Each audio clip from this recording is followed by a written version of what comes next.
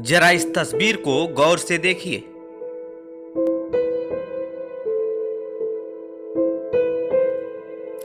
मजदूरों का यह जत्था पंजाब से निकला था। इसमें बच्चे भी शामिल थे और महिलाएं भी। तस्वीर में दिख रहा बच्चा चलते चलते थक गया तो उसने मां से रुकने को कहा।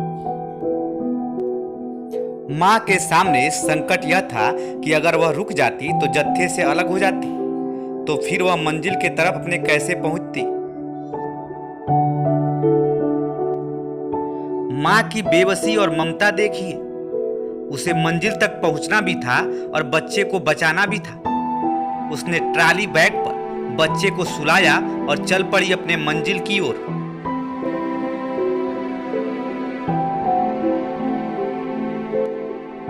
इस मार्मिक दृश्य को देखकर पत्थर दिल भी पिघल जाए। फिर सवाल है कि प्रशासन की नजर क्यों नहीं पड़ी? क्या इतनी कठोरता आ गई है या कोई और मजबूरी है? मजदूरों का यह जत्था पंजाब से झांसी की तरफ निकला था। मजदूर जब थक जाते तो वहीं सड़क के किनारे रुक जाते और आराम करते और फिर निकल जाते हैं अपने मंजिल की तरफ।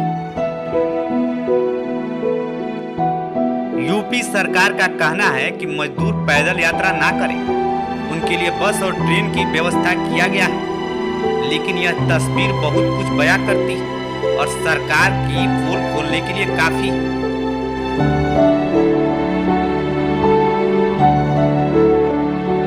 मजदूरों का कहना है कि उनसे रास्ते में कई पुलिस वाले और पत्रकार मिले। दया तो सबने दिखाया लेकिन कोई उनके लिए कुछ नहीं किया।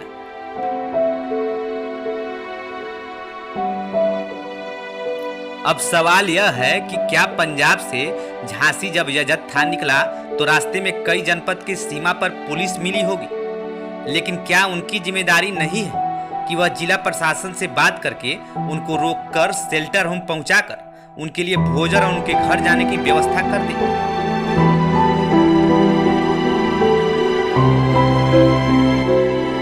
सवाल यह भी है, क्या इनकी मेडिकल जांच हुई है? और अगर यह चोरी छुपे अपने घर पहुंच गए तो क्या इनकी मेडिकल जांच होगी?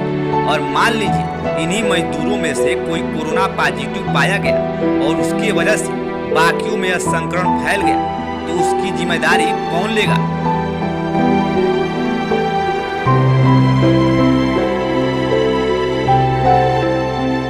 सवाल तो है, सवाल उठते भी रहेंगे, लेकिन इस सवाल का जवाब न उनके पास है जो मजदूरों को देखकर मुंह मोड़ लिए, और ना ही उनके पास है जो दावे कर रहे हैं कि हम मजदूरों को उनके घर तक पहुंचाएंगे।